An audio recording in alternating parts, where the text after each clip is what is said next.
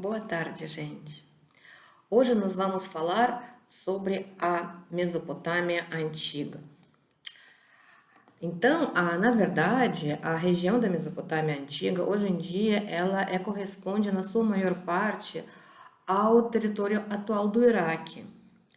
Porém, ela não é definida por fronteiras naturais marcantes, então ela vai se estender também, aquela região antiga do que nós vamos estudar hoje, também para a leste do Irã, e também ela vai se estender ao norte para a Anatólia e na região oeste para a Síria. Também a história da Mesopotâmia, ela corresponde a um período da Antiguidade Oriental que se inicia com os primeiros povoamentos da Mesopotâmia, os quais são datados mais ou menos, os primeiros eles surgem 7.000 anos antes de Cristo. E hoje, na verdade, nós vamos falar somente dos primeiros milênios da história mesopotâmia. Eu quero que vocês levem em conta, apesar que a gente vai falar muito rapidinho, a gente vai falar realmente sobre uma divisão de tempo muito grande, tá? Porque a gente vai falar até período do final do período de Uruk, então mais ou menos até 2.300 anos antes de Cristo. Quer dizer, a gente vai dar um pulo praticamente de 5.000 anos nessa nossa pequena aula de hoje. Então, na verdade, esses primeiros 5.000 anos de história de Mesopotâmia, apesar de deixar vários signos e vários objetos arqueológicos, ela é bastante pouco conhecida, porém conhecida o suficiente para despertar curiosidade dos historiadores. Além do mais, existem bastante dificuldade do ponto de vista de cronologia, porque a maior parte da definição cronológica é feita a partir da datação com carbono 14, e os resultados desse tipo de datação são bastante vagos.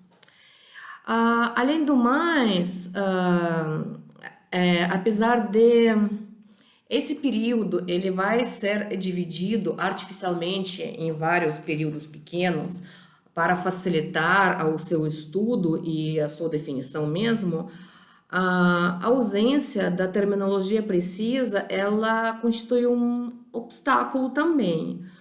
Porém, entre os pesquisadores desse período foi concordado de chamar as culturas encontradas de acordo com os lugares onde eles foram encontrados.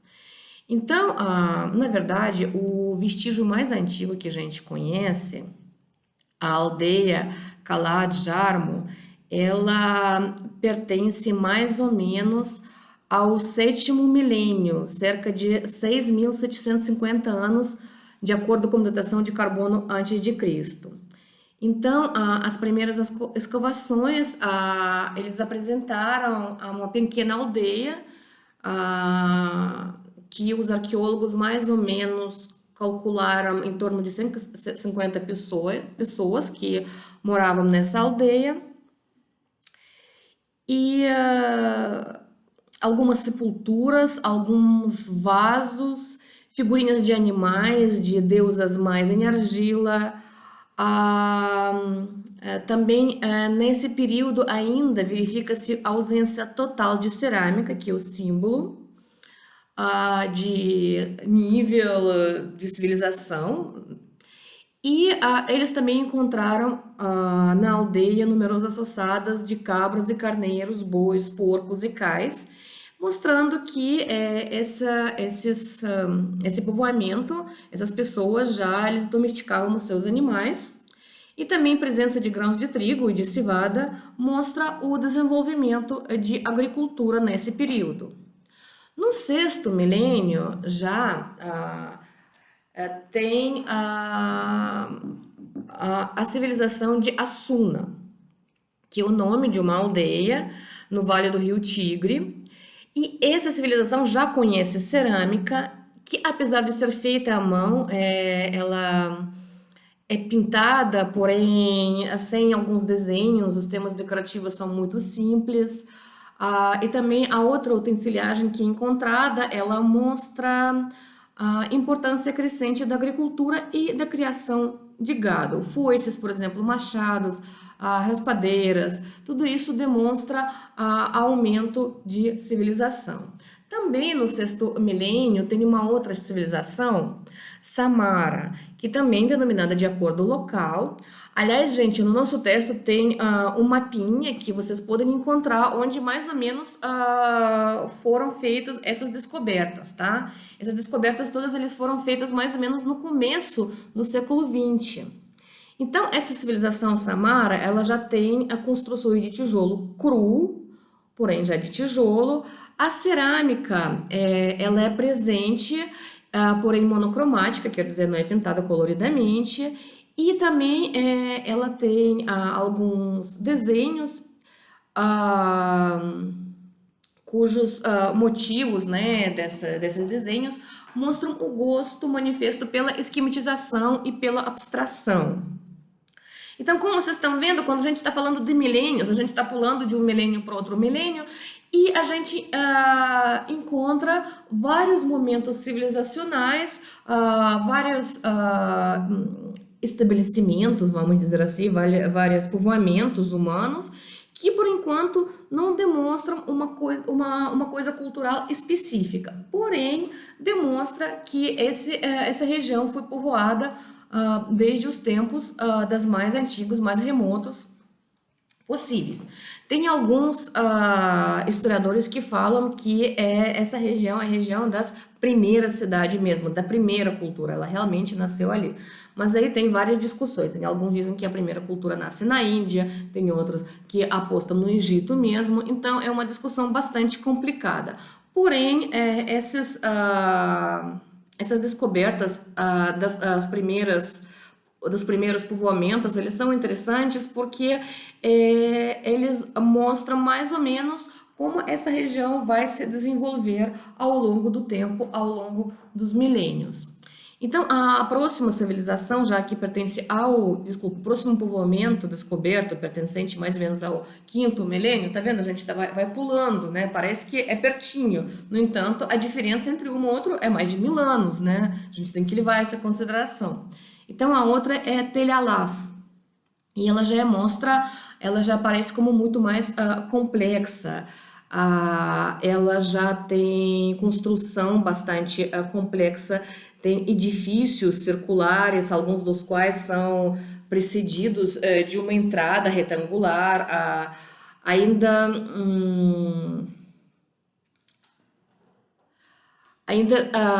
os arqueólogos eles ainda não sabem qual foi o objetivo ou útil desses primeiros edifícios. E então eles já foram considerados fortalezas, alguns falam que são celeiros, outros dizem que são fornos, túmulos, santuários. Então cada um, na verdade, tem sua própria teoria, qual defende. Porém, é importante notar que a civilização está sendo cada vez mais desenvolvida e as pessoas aprendem cada vez mais e acabam elaborando construções mais complexas. Então, nessa cultura telha-láfia, a cerâmica já é de altíssima qualidade.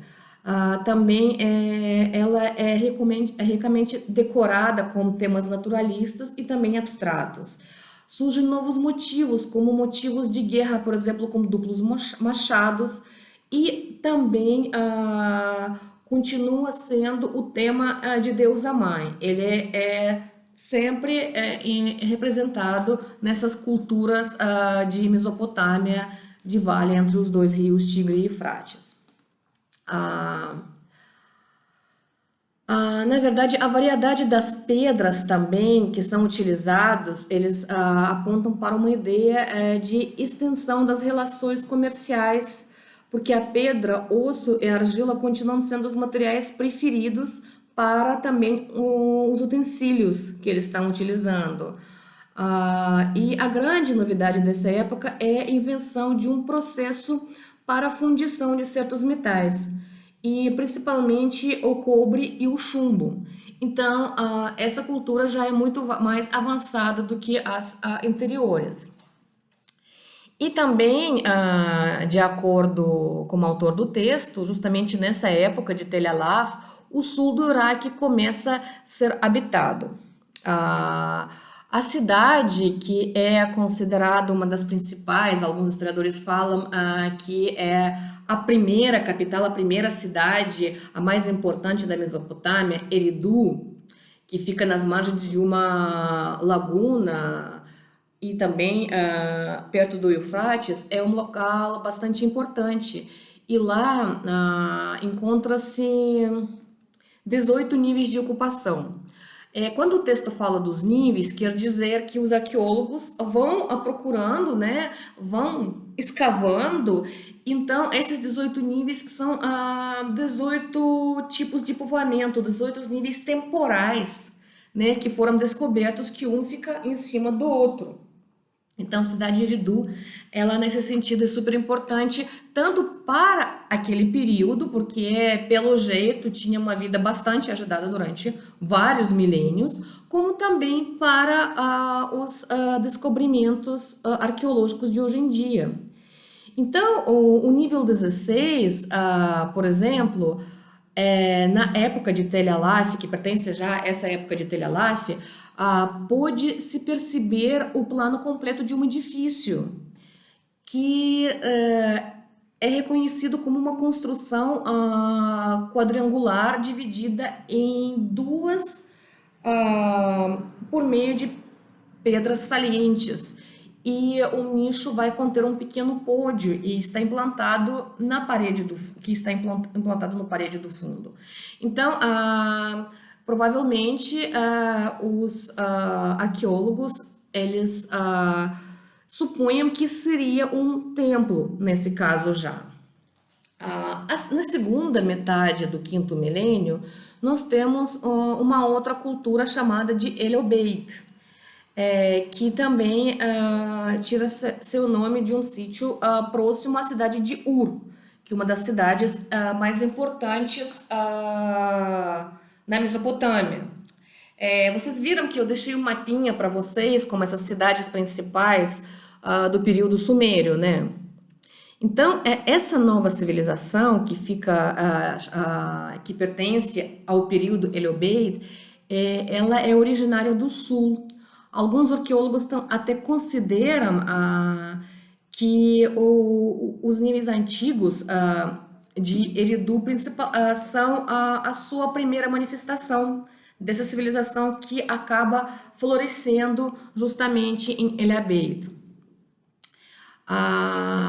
Nessa época são dois estabelecimentos bastante representativos. A própria cidade Eridu, no sul, principalmente nos seus níveis 6 e 7, e Tepe Gawra, no norte. São níveis 19 e 12 dessa região. O templo, no nível 6 de Eridu, é uma construção de 23 por 12 metros já, e apresenta já paredes regularmente aparelhados de tijolo cru, que supõe uso de molde para fabrico de tijolos. Então, nós estamos percebendo um desenvolvimento maior, aperfeiçoamento maior de técnicas de construção. E no nível 13 de Tepe Gawra, também descobriu-se um conjunto de 3 templos, construídos sobre uma esplanada de 30 metros. Então, como a gente está vendo, a segunda metade do quinto milênio já aparece construções bastante complexos que precisam de conhecimento, certos conhecimentos de engenharia e de certas técnicas de construção. E a cerâmica que é utilizada nesse período já vem de uma argila bem depurada. E também parece que introduz o uso da roda de olheiro, quer dizer que ela não é mais feita à mão, agora tem uma roda para fazer várias cerâmicas. E a decoração monocromática predominando as temas geométricas E, de acordo com o nosso texto, timidamente começam a aparecer as figuras de animais. Porém, a utensiliagem continua sendo simples, pedra e argila são os materiais mais usados. A terra mostra ser a única fonte de riqueza nesse momento. E o alimento, assim como o material de construção, são extraídos da terra. Para obter as matérias-primas que lhe faltam, a aldeia, o povoamento, ele deve mostrar também ser capaz de produzir um excesso de alimentos para realizar as trocas. E este último alimento vai servir de moeda para a troca e também para as transações comerciais. Porém, a gente ainda não sabe nada a respeito de organização social e política deste período. Também a respeito das crenças religiosas, nós estamos conhecendo bastante pouca coisa, somente algumas simples conjunturas. Possível, gente, que nessa época de Obed, um deus Lua tenha sido venerado em Ur e que um outro culto do deus das águas tenha sido praticado em Eridu. O único elemento positivo fornecido pela arqueologia é o culto das deusas mães, ele é universalmente atestado nesse período. Vocês viram que eu deixei também para vocês um vídeo de um professor que está falando um por um os deuses sumérios. Eu achei bastante interessante, porque na verdade o panteão dos deuses sumérios ele é enorme, ele é bastante complexo. E se a gente conhece muito bem, por exemplo, o panteão dos deuses gregos, que faz parte da nossa cultura, que é sempre mencionado, que a gente conhece as historinhas e tudo, faz parte da literatura, dos deuses sumérios a gente não sabe praticamente nada. Então, se vocês tiverem curiosidade, eu aconselho muito vocês ouvir, porque é bastante interessante, uma mitologia bem longe da nossa realidade, porque nós somos muito mais herdeiros de uma cultura grega do que suméria. Então, por isso também a gente tem certa dificuldade de estudar esse período, porque todos os nomes, todas as menções, todas as histórias que a gente escuta e o começo, que a gente vai continuar falando agora, da história suméria, ela é muito baseada na mitologia, mas para a gente isso tudo é desconhecido, porque nós não temos continuação dessa cultura, né? Nós somos mais continuação da cultura greco-romana. Então eu aconselho vocês a ouvir, porque é realmente interessante. Então, esse período, Eliobeid, ele também famoso por, justamente nesse período, ser marcada a Revolução Urbana. É uma revolução que vai mostrar o surgimento não de uma, de várias cidades. E este período no qual começa a revolução urbana, nos quais ela é marcada, e quando já surgem várias cidades a serem trabalhadas, ela também vai ser dividida em vários segmentos, temporais, de acordo com nomes, muitas vezes, das cidades ou das regiões onde esse período começa a ser explorado, começa a ser trabalhado por historiadores.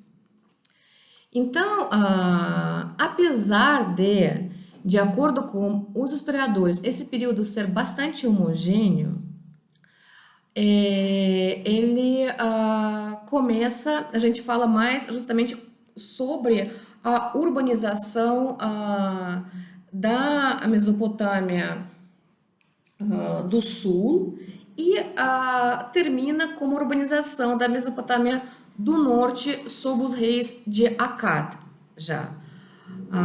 Mais uma coisa que a gente conversou na nossa primeira aula, quando a gente mencionou a Mesopotâmia, mas eu não repeti agora, é que vocês têm que levar em consideração que Mesopotâmia, nesse primeiro momento, é uma região bilíngue.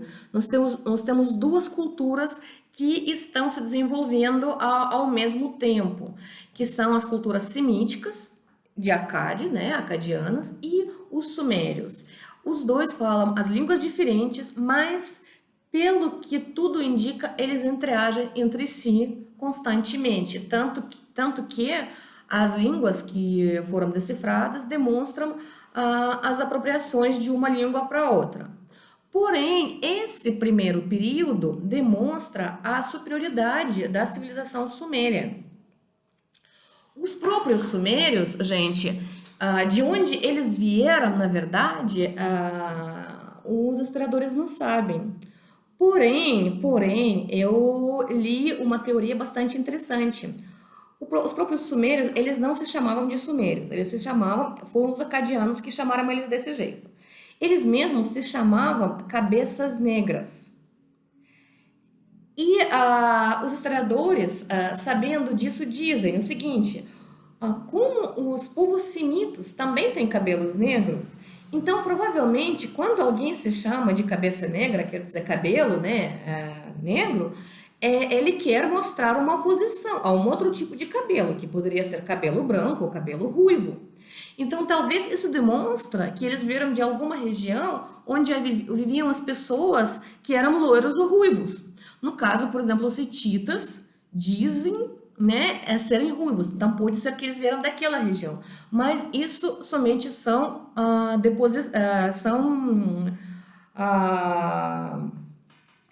as nossas suposições. Na verdade, a gente não sabe realmente por quê. Porém, também os estudos arqueológicos demonstram que essas duas culturas semíticas e sumérias, elas são claramente diferentes tanto nos traços dos rostos, né, como também nas roupas, no modo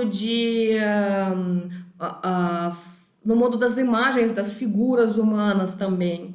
Então, com certeza, é uma região de convivência de duas culturas e duas representações linguísticas. E mais uma coisa também, quando a gente fala de semitas e sumérios, a gente não fala de etnia, tá? A gente fala do grupo linguístico, porque é muito difícil definir etnia nesse período e mais ainda num período tão grande, né? Como vocês conseguem imaginar, em 1000 anos, né? Qualquer etnia, ela é capaz de se mudar, porque as pessoas, uma geração é mais ou menos 25 anos. Talvez naquela época era menor ainda, porque o tempo de vida das pessoas era menor. Então, vocês imaginam, em 1000 anos, a quantidade das pessoas mudando, os casamentos entre as etnias diferentes, umas que estão vindo, outras que estão indo embora, do ponto de vista étnico, eles podiam se transformar de uma maneira bastante rápida, do ponto de vista de milhares de anos, né? Porém, do ponto de vista cultural, eles continuam mantendo a mesma língua e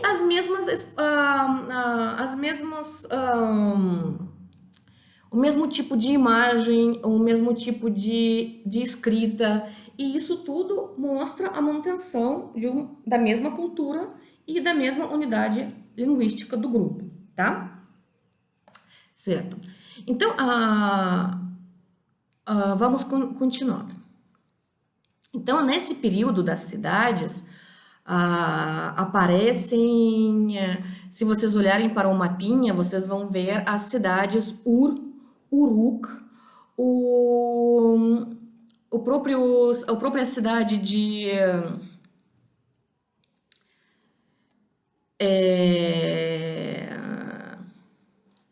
esqueci o nome da cidade, gente, que absurdo.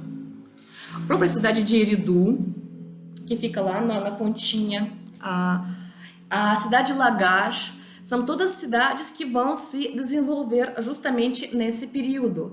Então, nessas cidades, os historiadores, eles vão fazer, os arqueólogos, eles vão fazer escavações e vão descobrir já bastante coisa interessante. Por exemplo, as escavações na região de Uruk mostram um conjunto arquitetônico que foi descoberto num bairro chamado de Iana e datado mais ou menos de nível 4. Como vocês sabem, né, níveis são os níveis de escavações, que vão cada vez mais. Quanto menor o nível, mais recente. Quanto maior o nível, é mais antiga.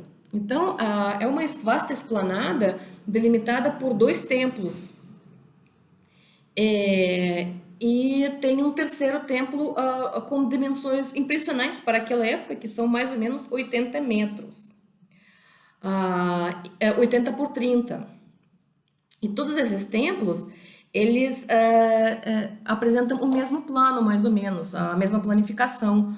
Uma grande sala cruciforme, com múltiplos compartimentos anexos dos lados, e algumas construções também estão decoradas com mosaicos compostos de cones vermelhos, brancos e pretos. Isso aponta que é um trabalho que exigiria a presença de equipes, de construtores, de decoradores, de uma mão de obra numerosa, que deveria ser aproveitada, né, para a construção. Então, a realização desses templos não poderia ser realizada somente com uma economia camponesa. Então, na verdade, aos nossos tempos não chega um grande conhecimento de vida de população simples, porque tudo que uma aldeão tem é muito perecível. Porém, os grandes templos, os palácios construídos nesse período, que chegaram até nós, vão mostrar que a civilização é bastante avançada. Então, a passagem de época de Uruk para uma outra época que é marcada, né, nesse período, chamada Jemdet Nasr, ela é marcada por uma mudança completa das práticas culturais. E essas mudanças, na verdade, elas não são explicadas por historiadores. Então, esse templo, que chamou tanto a atenção dos arqueólogos, esse templo grande, que fica no bairro de Enana, e os outros dois, eles são destruídos. E o seu mobiliário é reunido num edifício especialmente preparado para isso, e um novo templo que é construído num outro bairro, de Kulaba. E esse outro templo, ele vai ser levantado em cima de uma alta plataforma. Então, esse outro templo parece ser um antepassado do zigurate, daquele templo típico da Mesopotâmia, aqueles zigurates que vocês estavam aprendendo, estudando na escola. Então, por que uns templos foram abandonados e outros construídos? O que aconteceu do ponto de vista cultural? Se a cidade foi invadida, se ela foi conquistada por outro povo, se teve influência, né, cultural de algum outro povo, ninguém sabe. A gente sabe que tinha um templo de um tipo que foi abandonado, destruído, e logo em seguida foi construído um templo diferente, que é predecessor dos templos que passam a ser construídos durante vários milênios depois na região da Mesopotâmia. Também o período de Jemdet Nasr, ele é famoso pela invenção da roda. E a invenção da roda, gente, ela também vai revolucionar a arte do olheiro. Aquela roda, né, que vai gerar para fazer a cerâmica. E a partir desse momento, o trabalho de olheiro, de ocupação doméstica, ela passa a ser o trabalho de especialista. Ele agora vai ser um artesão, que provavelmente vai se especializar somente em cerâmica e não vai mais fazer o trabalho de camponês. Então, começam a surgir especializações, as profissões, de certo modo. Também, esse período, as artes metálicas, eles têm um grande florescimento. Tanto que em Uruk, nesse período, é descoberta uma oficina de ferreiro. E também a grande inovação desse período de Jemdet Nasr é, sem dúvida, a escrita. As primeiras tabuinhas inscritas datam mais ou menos de nível 4 de Uruk. A escrita, nesse período, é ainda um sistema muito imperfeito que vai ser melhorada de acordo com descobertas. Cada descoberta mais tardia mostra uma escrita ah,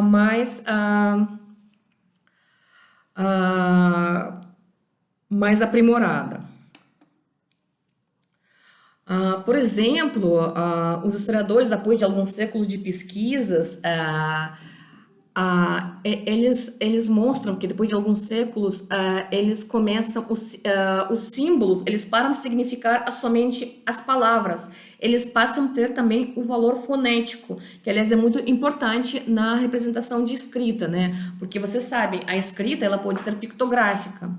É pictográfica no sentido que ela não tem um valor fonético, né? Que ela simboliza uma coisa que não importa como vai ser pronunciada.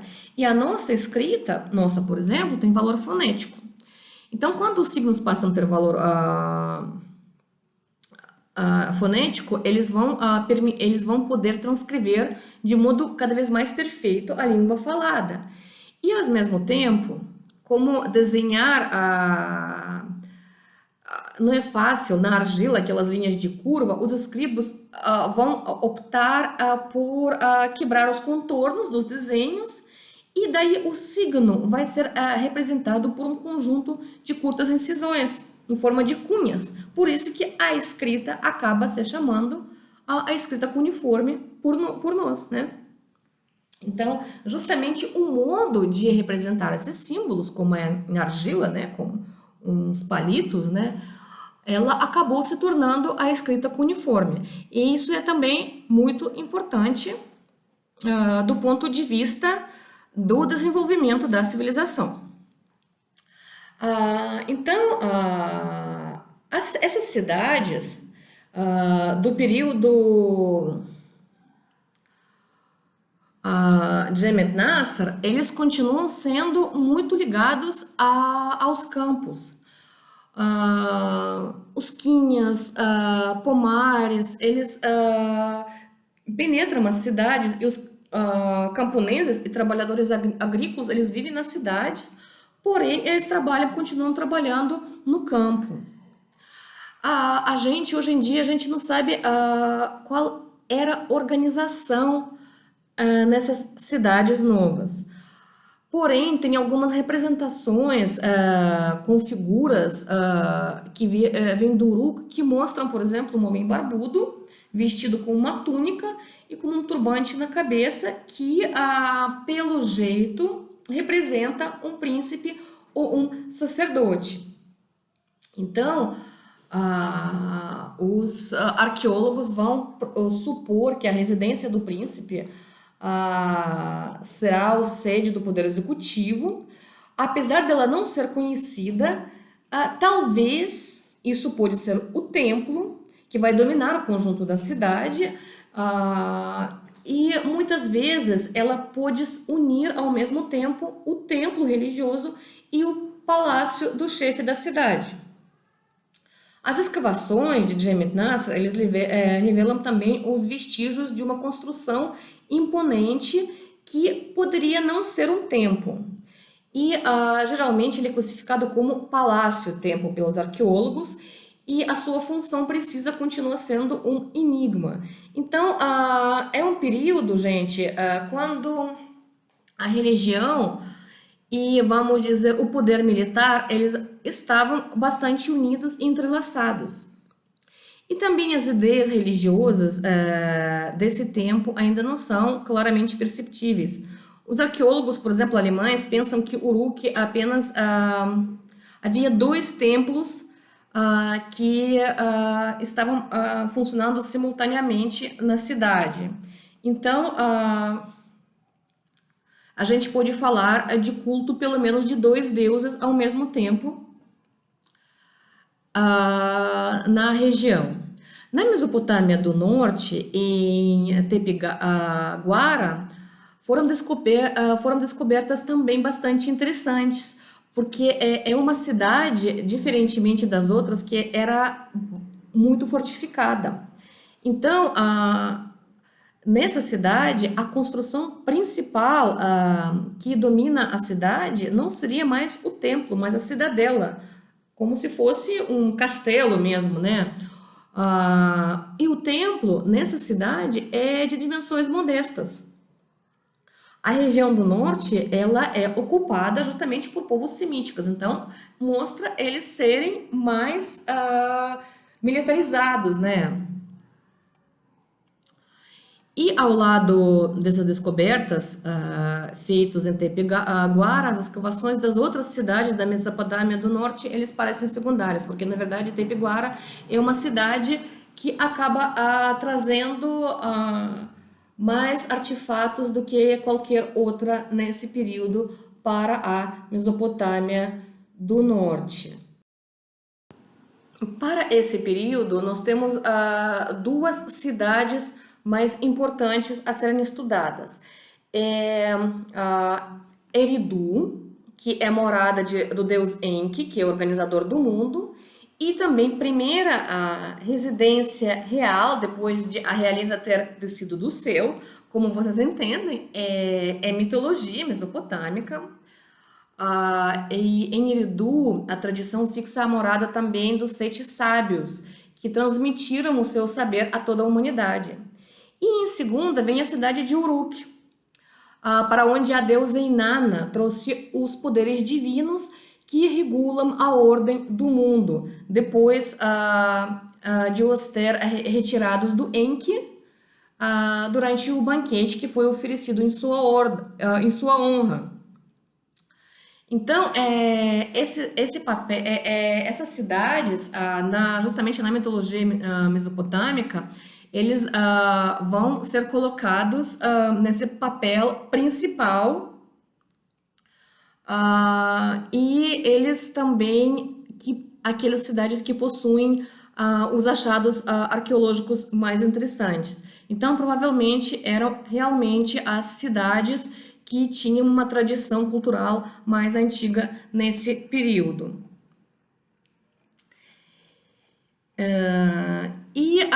Agora nós vamos rapidinho falar do dinástico arcaico. É um período quando vão já aparecer as tais chamadas dinastias antigas, porém são as dinastias também míticas. São dinastias que a gente não encontra comprovação, na verdade, dos nomes dos reis em lugar nenhum. Ao contrário dos faraós egípcios, vocês lembram que os nomes deles eram gravados. Eles deixaram os templos funerários deles eram encontrados. Então, a gente tem praticamente certeza de maioria deles, né, sobre a sua existência. A gente pode não saber alguns... vamos dizer, particularidades. Porém, a gente tem certeza que eles existem, né? Que eles existiam, que eles realizaram certos feitos que foram marcados. Agora, a respeito das primeiras dinastias mesopotâmicas, que são dinastias em cidades diferentes também, a gente não sabe muita coisa. Na verdade, eles vêm para nós através de uns textos míticos. Tanto que os anos, por exemplo, de reinado dos primeiros reis são milhares de anos. A gente conhece essa dinastia a partir de lista real suméria. É um texto que registra o local da realeza dos governantes oficiais, bem como o período dos seus governos. E acreditava-se que o direito de majestade era concedido pelos deuses, que podia ser passado de uma cidade a outra. Isso que vai chegar até nós. Porém, o período protodinástico e as primeiras dinastias, gente, nós temos os nomes dos reis que reinaram durante, por exemplo, 28 mil anos, 36 mil anos, Alalgar, depois Enmeluana, ele reinou 43 mil anos, tá? Eu não tô errando, não, realmente isso. Então, nós temos os primeiros reis desse período, né? Esses reis mitológicos, eles reinam por milhares de anos. Depois do dilúvio, a quantidade dos anos de vida deles diminui, porém, continua ainda exageradamente grande. Nós temos, por exemplo, o rei que reina 960 anos, 670 anos, o Babum 300 anos, o Namun 840 anos. Então, essa datação dos reinados, obviamente, ela não parece ser real. Então, esses reis, essas dinastias, elas são consideradas míticas. E somente aquelas primeira dinastia de Uruk e depois primeira dinastia de Ur, nós temos os reinados que são razoavelmente, razoavelmente próximas à realidade, que já são 30 anos, 15 anos, 9 anos, isso já é mais próximo à realidade. Porém, a gente vai falar do período quando os reis reinavam esses milhares de anos, então, na verdade, do período mitológico. Então, tudo que se conhece hoje em dia sobre esse dinástico arcaico é conhecida pela arqueologia e pela mitologia da região. E são as duas coisas que os historiadores estão tentando cruzar para chegar a alguma conclusão, a alguma verdade a respeito desse período. Então, gente, o dinástico arcaico era dividido em 3 partes. É bastante simples, que é dinástico arcaico 1, 2 e 3. Vamos falar rapidinho sobre os 3. O dinástico arcaico 1 é muito mal conhecido e é justamente o período que na mitologia mesopotâmica é designada pelo dilúvio. Aquela lenda do dilúvio que nós conhecemos, que existe, que tem na Bíblia, que tem na mitologia hindu também. Então, justamente a esse dinástico arcaico 1, que aproximadamente ocupa 2800 a 2700 antes de Cristo, é um período de dilúvio. Apesar de que na lista real, os reis que reinam nesse período reinam justamente aqueles 36 mil anos, 28 mil anos, etc, etc, etc. Porém, a esse período atribuídos são somente 100 anos. Essa história do dilúvio, gente, ela é bastante interessante. E ela também lembra muito a história de dilúvio bíblica, que nós todos conhecemos. Então, até nós chegaram as 3 tábuas que vão narrar essa história sobre o dilúvio. A primeira tábua, ela vai contar que os deuses que ficaram cansados do trabalho resolveram criar o homem. Então, a baguinha Ninto, ela de argila, fez 7 homens e 7 mulheres. Porém, depois de alguns anos, de acordo com a fonte, depois de 12 vezes de 100 anos, as pessoas multiplicaram-se. E o barulho que eles estavam produzindo começaram a atrapalhar e incomodar o deus Enlil. E daí o deus Namtar, ele resolve mandar uma doença. Ele manda cólera, porém os homens eles seguiram o conselho desse último rei.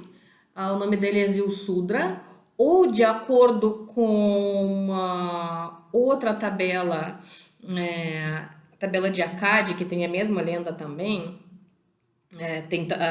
Tem essa lenda em versão suméria e versão acadiana.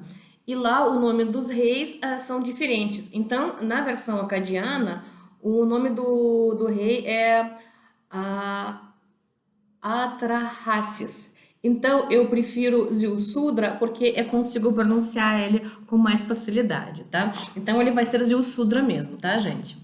Então, o Ziusudra, ele aconselha as pessoas que eles fazem sacrifício aos deuses e, desse modo, a cólera acaba, termina.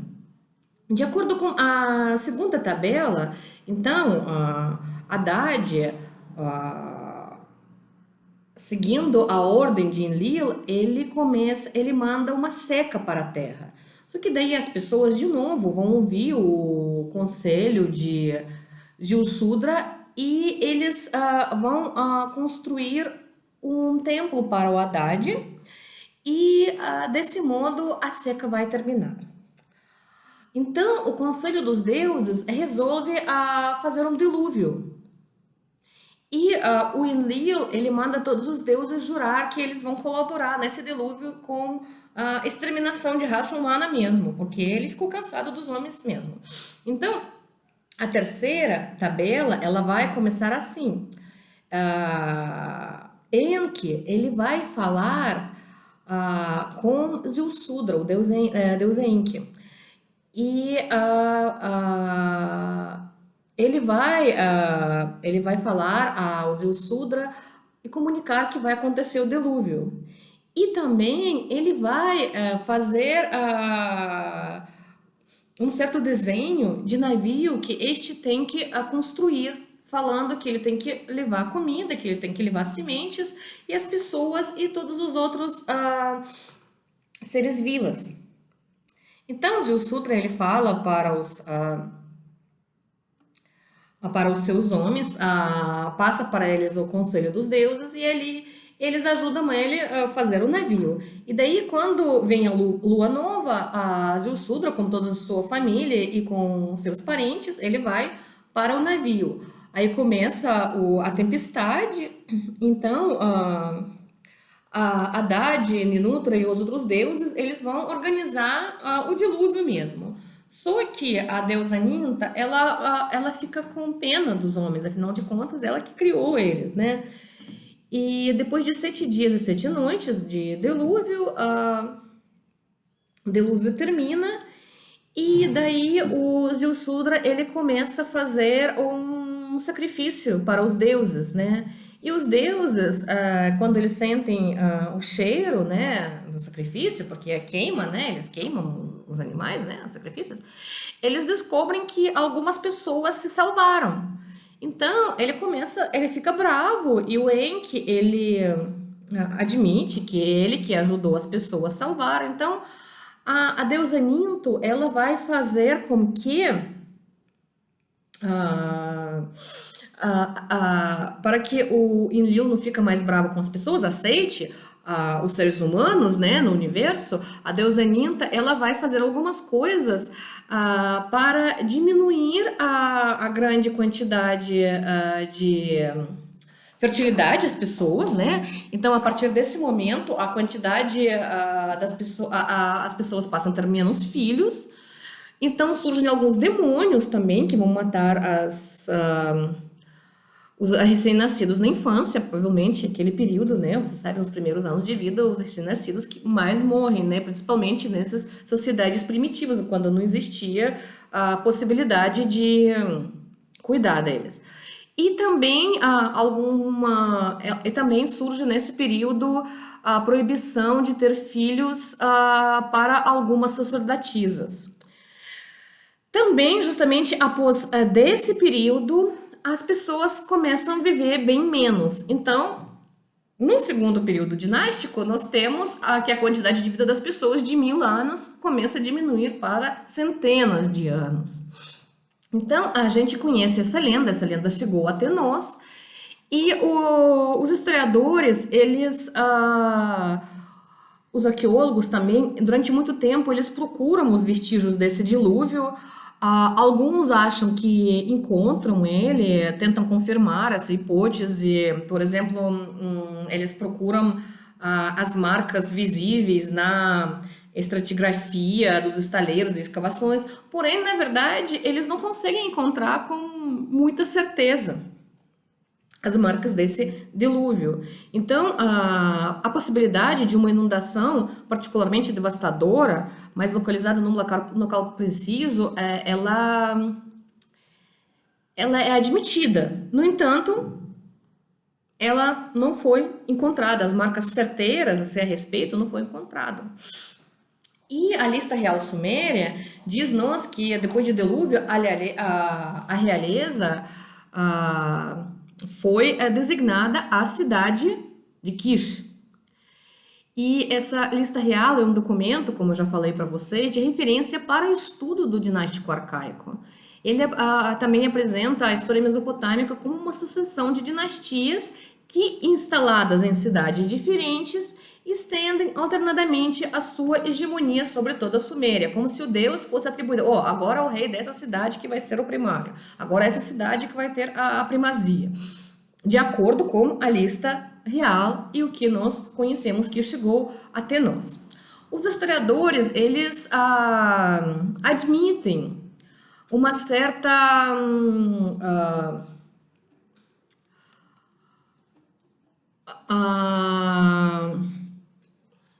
desculpa, gente, uma certa confederação, uma certa coligação das cidades sumérias, sendo que, de acordo com eles, nesse período arcaico, o centro seria em Nippur, a cidade acadiana. Então, a cidade, na verdade, essa nunca foi capital de um estado ou sede de realeza. Porém, dizem eles, é um centro religioso situado a meio caminho entre Suméria e Acádia. O seu deus Enlil é o chefe do panteão e ele que confere a sua autoridade aos reis e aos príncipes. Então, mais ou menos isso que nós conhecemos sobre o primeiro dinástico arcaico. Outros historiadores também lhe julgam que no início do dinástico arcaico, no primeiro dinástico arcaico, Suméria tinha sido unificada sob a autoridade dos reis de Kish, já que a lista real concede a essa cidade o papel de capital após o dilúvio.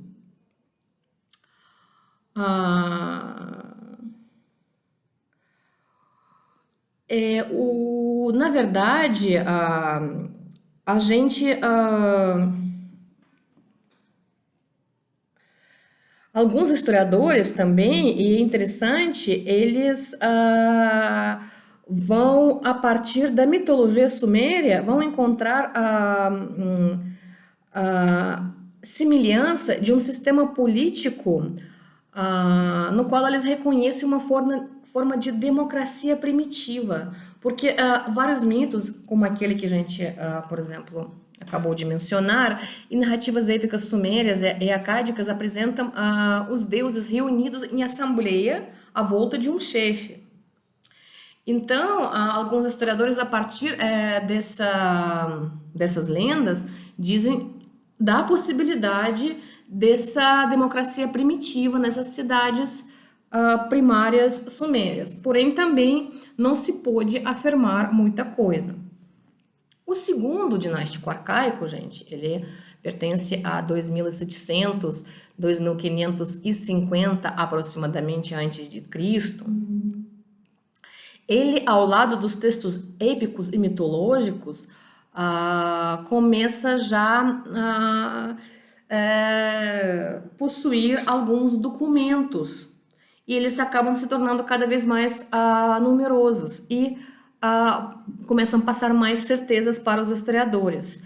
Do ponto de vista arqueológico, nós podemos atestar, nós podemos perceber que os tijolos, a construção começa a se tornar mais complexa, as cidades passam a ser rodeadas de muralhas, como, por exemplo, a Uruk, a cidade que é atribuída a Gilgamesh.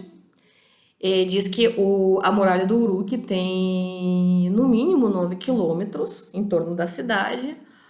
O regime político característico desse período é das cidades-estados rivais. e que lutam pela sua independência. E as narrativas épicas também, eles glorificam as proezas militares dos reis, e o que aponta que essa definição dos historiadores pode ser certa. Os reis usam vários títulos, esses títulos dependem das cidades diferentes. O título En é o mais famoso. Ele é atribuído tanto ao rei como ao sacerdote de deusa Inanna. Também tem outras designações do rei, e parece que os historiadores dizem que essas designações diferentes, eles também significam as atribuições diferentes do rei em cada uma das cidades. Então, apesar que dessas cidades pertencerem à mesma cultura, eles tinham suas propriedades do ponto de vista de governo, do ponto de vista da sua religião. Então, porém, a gente não pode falar, vamos dizer, com bastante apropriação a respeito disso. Por exemplo, o título Rei de Kish é o nome que depois, no futuro, passa a englobar o nome como se fosse rei de todas as cidades. Mas em algum momento, mas a gente não sabe em que momento esse título Rei de Kish passa a significar realmente o domínio de várias cidades, tá? Então, na verdade, o estudo dessas culturas, o estudo dessas cidades, cada arqueólogo, cada historiador, ele pode escrever e contar sua própria história. Eu queria que no segundo bimestre, quando a gente sair dessa quarentena, vocês lembram que eu queria dar um livro para vocês fazer o seminário sobre as cidades mesopotâmicas? Então, eu ainda não decidi dessa ideia. Eu queria que a gente fizesse, tanto que eu pretendo deixá-la e deixar vocês meio que à vontade esses 2 meses que vocês vão ficar à toa, para poder se dividir em grupos e escolher cidades para ler o texto, né, pesquisar na internet e fazer talvez uma apresentação sobre as cidades, porque isso ia ajudar bastante tanto a vocês como a todos que vão assistir, né, se aproximar mais, se familiarizar mais com essas cidades mesopotâmicas e com as propriedades, né, com particularidades dessas cidades. Tanto que cada cidade tinha seu momento de florescimento em épocas diferentes. Então, isso vai ajudar também a conhecer várias épocas mesopotâmicas. O dinástico arcaico 3, ele, obviamente, que vai até 2300 a.C., quer dizer, até o momento que o Sargão, o rei Acádio, ele vai unir toda a região Mesopotâmia sob o seu poder, e que a gente já vai estudar a partir da próxima aula. É um período mais tardio. E nesse período, as inscrições oficiais são feitas muitas vezes sobre pedra ou metal, e eles juntam-se, primeira vez, os documentos de arquivos em argila, como os de Teló e a antiga Girso. Por fim, as coleções literárias e os textos lexicográficos foram encontrados também em Fará, a antiga Churupá, que também é uma cidade Mesopotâmia. E com a ajuda desses textos, os reis surgem também, aparecem os nomes dos reis da primeira dinastia, que nesse período já são divinizados, como vocês podem ver, passou uns 400 anos, né? Os reis desse terceiro dinástico, eles vão conduzir as guerras contra o Elão. Olha o mapinha onde está o Elão. São guerras constantes desse período. Todo rei, por exemplo, de Lagash. Lagash é uma cidade que nesse terceiro período acaba se tornando uma das cidades mais estudadas, que forneceu mais dados para nós. Então todo rei de Lagash procura a glória militar e vai se vangloriar das vitórias sobre Elão. A história de Ur no Dinástico Arcaico 3, ela é interessante porque, de acordo com o nosso texto, há um enigma dos famosos túmulos reais de reis e rainhas que são encontrados e que pertencem justamente a esse período de terceiro dinástico, porque esses túmulos, esses lugares de enterros deles encontram-se acompanhados de morte por um grande número de homens e mulheres. Um dos túmulos tem em torno de 70 corpos. Então, os historiadores estão discutindo se realmente havia os assassinatos, os suicídios rituais para acompanhar os governantes, ou eles eram pessoas que realmente morriam por alguma razão, que foram enterradas juntos, porém, a maioria falam que parece que as pessoas eram vivas, tipo, eles não morreram de velhice nem nada, parece que realmente haviam rituais, mas a gente não sabe nada a respeito disso. A única coisa que que esses túmulos foram encontrados e a gente não conhece nada sobre esse rito funerário e como essas pessoas eram mortas, se eles realmente eram pessoas que eram próximos aos reis, se eles eram inimigos sacrificados, ninguém se conserva nada. Porém, conservaram-se os nomes desses reis e das rainhas. Então, sobre esse período, a organização da cidade e estado, nós também conhecemos conhecemos bem pouco, né? Nós sabemos que um rei estava governando a cidade, um rei, um príncipe, ele era colocado como eleito dos deuses e ele sempre era o juiz supremo. E então a ele competia construir e restaurar os templos, manter canais de irrigação e defender o país. Então, na verdade, ele unia as qualidades de um governante e sacerdote ao mesmo tempo. Do ponto de vista econômico, a sociedade mesopotâmica também é bastante complicada, né? Nós sabemos que era uma sociedade bilíngue, de sumério e de semita, acádio. Do ponto de vista econômico, nós sabemos que havia dois tipos de economia que estavam meio que em colisão. De um lado, havia uma economia doméstica, de autossubsistência, e em que havia uns laços complexos familiares, onde eles estavam se interagindo de acordo com um esquema de dádiva, da prestação e da retribuição. Então, era ritualizada, essas trocas econômicas, eles estavam ritualizados.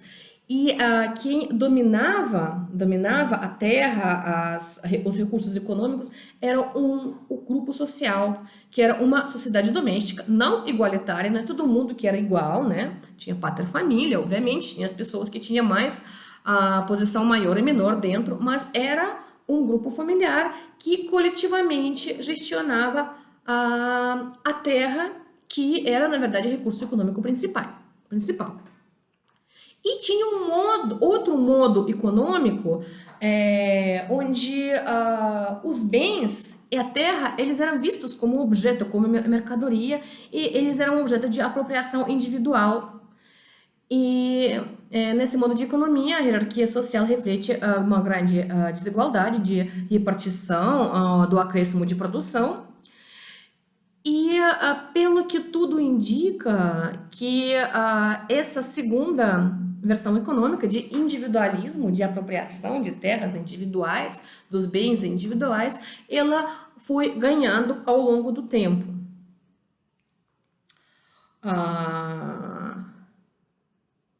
Os bens fundiários de uma cidade-estado também eram repartidos em três lotes principais: o domínio do senhor, destinadas às necessidades do culto, as terras de subsistência, destinadas ao sustento pessoal, e as terras de lavoura dadas em arrendamento, tá?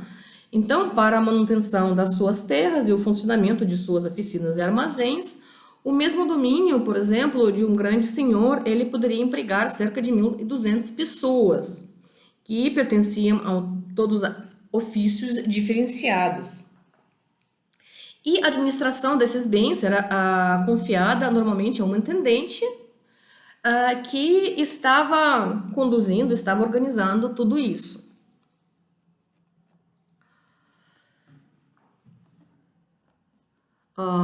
Vamos ver. E a questão religiosa? O pensamento religioso, ele continua a ser mal conhecido nesse período. Nós não temos muitos documentos. Sabemos que a cada cidade possuía seu próprio panteão, porém, os outros deuses eram bem acolhidos dentro desse panteão. Então, as divindades estrangeiras, eles não eram desprezadas, eles eram respeitadas também. A preponderância teológica nesse período pertence à cidade de Nippur. As listas divinas de Shurupaka de Nippur descrevem um panteão agrupado, à volta de uma tríade composta por Enlil, o deus de ar, An, deus do céu, e Ninursak ou Ninmah, que era a deusa de fecundidade. Também nós conhecemos deus Enki, deus das águas, Narina, deus da lua, Utus, deus do sol, enfim. Assistem aqueles vídeos, gente, vocês vão saber muito mais sobre os deuses sumérios.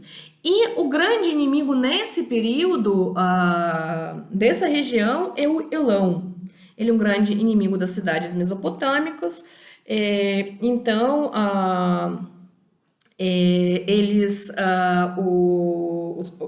os povos de Elão, eles vão sempre atacando as cidades sumérias, e, em compensação, os sumérios, eles sempre fazem as suas atividades militares justamente voltado para Elão.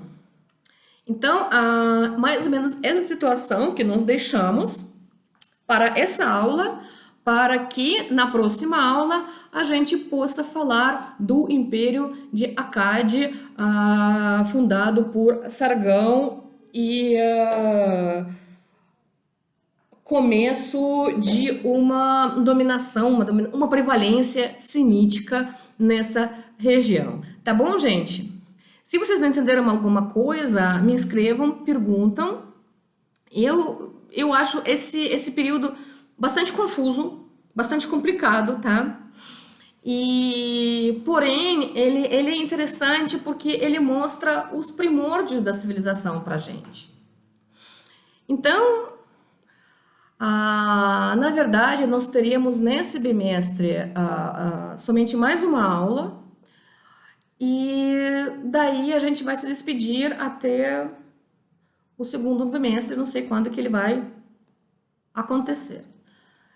Então, eu vou ficando por aí. Até a próxima quinta-feira. Fiquem bem e leiam o texto. Com o texto tudo fica mais fácil. E também, gente, fazem pesquisas na internet só para vocês verem as imagens, porque eu acho que isso ajuda demais, mas demais mesmo, para fixar na memória alguns momentos da história antiga. Porque realmente o que chegou até nós, na maioria das vezes, são essas imagens. Até mais, gente!